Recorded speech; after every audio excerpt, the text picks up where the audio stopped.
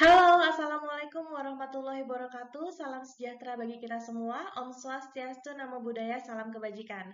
Senang sekali saya Andrina Primagneta bisa berjumpa lagi dengan Anda semua, kali ini di mata kuliah Kapita Selekta Komunikasi.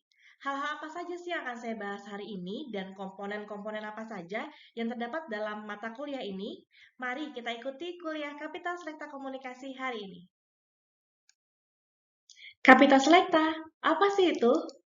Kapita Selekta merupakan bunga rampai yang dianggap penting. Nah, apa sih itu bunga rampai? Bunga rampai merupakan kumpulan dari karya tulis ilmiah dengan suatu topik permasalahan dengan pendekatan dari berbagai macam aspek atau sudut pandang keilmuan. Nah, Kapita Selekta Komunikasi merupakan mata kuliah yang memberikan gambaran yang lebih luas mengenai perkembangan dunia ilmu komunikasi terkini, baik secara akademis maupun secara pendekatan praktis. Mata kuliah Kapita Selekta itu diambil oleh mahasiswa ilmu komunikasi yang kedepannya akan mengerjakan skripsi.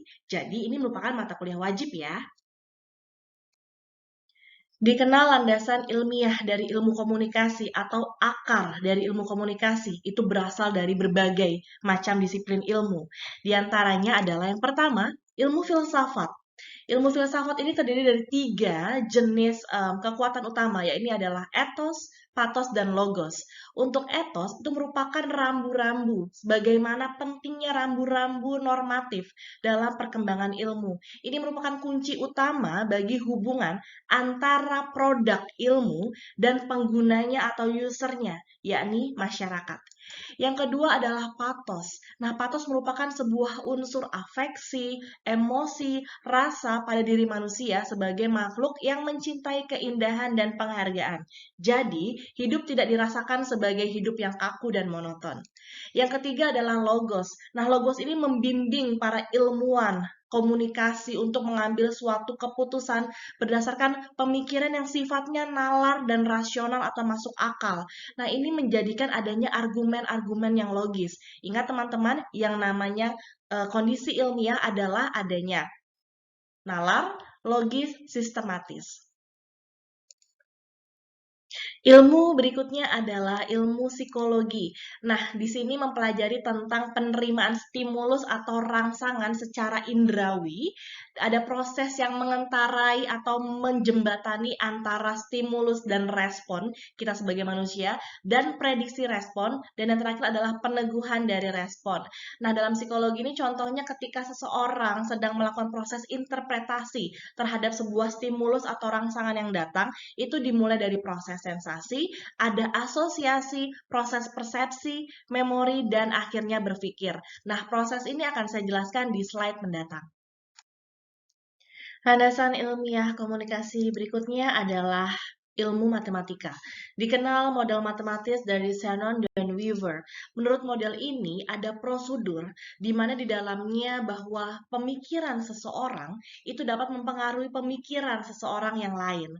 Kemudian ada teori informasi, yakni teori mengenai perpindahan sinyal. Nah, perpindahan sinyal ini ada kelemahannya. Karena proses komunikasi itu dipandang sebagai proses yang parsial atau terpisah-pisah atau terlihat pada bagian-bagian tertentu saja. Jadi bukan bagian yang menyeluruh. Kemudian komunikasi dipandang sebagai fenomena yang statis, yang kaku, yang tidak berkembang. Kemudian dipandang sebagai fenomena yang satu arah saja, dari source, kemudian mengirimkan sinyal kepada receiver. Jadi tidak ada proses yang namanya timbal balik atau ruang feedback dari komunikan kepada komunikator. Kemudian ada dari ilmu biologi. Nah, dari ilmu ini memberikan dasar-dasar tentang keberadaan kondisi biologis manusia untuk berkomunikasi. Tuhan telah memberikan manusia 2000 cc otak kapasitasnya untuk memberikan perhatian, pemahaman, penerimaan kita terhadap stimulus yang datang dalam kegiatan berkomunikasi. Kemudian contohnya adalah komunikasi nonverbal, sebagaimana yang kita ketahui bahwa kegiatan komunikasi terdiri dari dua, komunikasi verbal maupun komunikasi nonverbal. Komunikasi verbal merupakan komunikasi dengan menggunakan kata-kata, baik secara tulisan maupun lisan seperti ini, dan komunikasi nonverbal adalah komunikasi yang tidak menggunakan kata-kata. Jadi bisa berupa simbol, bisa berupa sinyal, bisa berupa gesture, dan lain-lain sebagainya dengan tidak menggunakan kata-kata. Komunikasi berikutnya adalah komunikasi gay dan lesbian yang berkaitan dengan komunikasi gender. Baik, landasan ilmiah komunikasi yang berikutnya berasal dari ilmu sosiologi. Ilmu sosiologi merupakan sebuah ilmu yang mempelajari hubungan timbal balik atau hubungan yang saling mempengaruhi antara sebuah gejala atau fenomena dengan sebuah gejala atau fenomena lainnya yang berlangsung di masyarakat, seperti susunan kata, susunan gagasan, susunan hubungan sosial sebagai sebuah struktur sosial, susunan masyarakat di lingkungan fisik atau ekologi, merupakan keterkaitan antara ilmu komunikasi dan ilmu sosiologi. Yang berikutnya adalah ilmu antropologi. Dari berbagai macam jenis antropologi, antropologi budaya lah yang memiliki keterkaitan dengan ilmu komunikasi, yakni mempelajari tentang perilaku biologis manusia sebagai sebuah kesatuan yang konstan dalam suatu budaya yang berbeda-beda. Nah, apa sih yang relevan dalam kegiatan komunikasi dan antropologi ini? Seperti masalah simbol, masalah bahasa, dan juga masalah pemaknaan. Komunikasi kontemporer atau komunikasi yang sedang berlangsung di masa ini berada pada komunikasi transendental atau komunikasi kerohanian, komunikasi spiritual, dan komunikasi antar peradaban. Contohnya lagi ada komunikasi lintas budaya, komunikasi pendidikan, komunikasi kesehatan, dan juga komunikasi sosial. Baik, sekarang saya akan menjelaskan mengenai formulasi komunikasi. Ada banyak sekali formulasi komunikasi yang terkenal dan mendunia. Salah satunya adalah who say what, in which channel, to whom, with what effect. Atau siapa mengatakan apa melalui media atau saluran apa, kepada siapa dan dengan efek apa. Nah, formulasi komunikasi yang terkenal ini dipelopori oleh Harold Laswell. Formulasi komunikasi kemudian mengalami pengembangan sehingga ada beberapa unsur yang ditambahkan, seperti source atau sumber atau individu yang menyampaikan pesan. Nah, source ini disebut sebagai komunikator. Kemudian ada encoding atau proses penyandian pesan, di mana ada pengalihan pikiran kita menjadi lambang-lambang. Kemudian ada message atau pesan atau lambang-lambang, baik berupa lambang verbal maupun lambang nonverbal yang bermakna yang disampaikan oleh komunikator. Kemudian ada channel atau saluran atau media di mana tempat berlalunya pesan tadi. Kemudian ada noise atau gangguan, kemudian ada receiver atau penerima dari pesan-pesan tersebut. Receiver ini kita sebut sebagai komunikan. Kemudian ada decoding atau proses penangkapan pesan. Kemudian ada receiver response, yaitu adalah tanggapan atau responsi dari komunikan terhadap pesan yang ia terima. Kemudian ada feedback atau umpan balik, atau bagaimana komunikan itu memberikan tanggapan kepada komunikator atas pesan yang disampaikan. Kemudian ada konteks atau situasi dan lingkungan yang mencangkup rasa persahabatan atau permusuhan, formalitas atau informalitas, dan rasa yang serius atau rasa santai. Baik, sekarang kita masuk ke dalam ranah komunikasi intrapersonal. Dalam komunikasi intrapersonal, kita mengenal yang namanya teori pengolahan informasi atau information processing learning theory.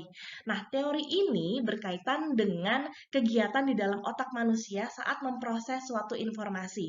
Ini ada kaitannya dengan proses pembelajaran, di mana ketika individu itu mendapatkan informasi dari lingkungan mereka, kemudian informasi tersebut diolah atau diproses dan menghasilkan luaran atau output yang berupa hasil belajar.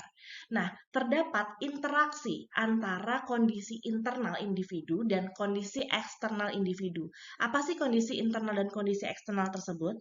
Kondisi internal merupakan keadaan dalam diri individu yang diperlukan dalam mencapai hasil belajar dan proses kognitif atau proses berpikir yang terjadi di dalam individu. Sementara kondisi eksternal merupakan rangsangan dari lingkungan luar, stimulus dari lingkungan luar yang mempengaruhi individu dalam dalam proses pembelajaran. Jadi prosesnya seperti ini, individu menerima informasi, kemudian mengolah informasi tersebut ke dalam memori. Kita mengenal 3 jenis memori. Yang pertama adalah sensory memory, yang kedua adalah short-term memory, dan yang ketiga adalah long-term memory. Saya akan membahas ketiga memori ini satu persatu. Baik, yang pertama adalah sensory memory. Sensory memory ini mekanismenya seperti ini. Individu menerima informasi dari lingkungannya itu melalui berbagai indera yang ada di dalam dirinya. Kemudian ini informasinya masuk ke dalam sistem pengolahan informasi. Sayangnya, karena keterbatasan manusia dan saking banyaknya informasi yang masuk, tidak semua informasi itu bisa diolah. Nah, informasi yang bisa diolah itu masuk ke dalam ruang sementara atau yang dimaksud sebagai buffer. Nah, buffer ini adalah sensory memory. Durasi di dalam sensory memory itu berlangsung hanya sekian detik saja. Contohnya, untuk informasi yang sifatnya audio itu bertahan selama 3 detik, dan informasi yang sifatnya visual itu hanya bertahan selama setengah detik saja. Kemudian yang kedua adalah short-term memory. Nah, short-term memory ini berkaitan dengan apa yang sedang dipikirkan seseorang ketika menerima stimulus atau rangsangan dari kondisi eksternal mereka. Durasi informasi yang ada di short-term memory ini adalah 15-20 detik. Namun durasi ini bisa kita perpanjang menjadi 20 detik misalnya, selama terjadi pengulangan informasi terus-menerus.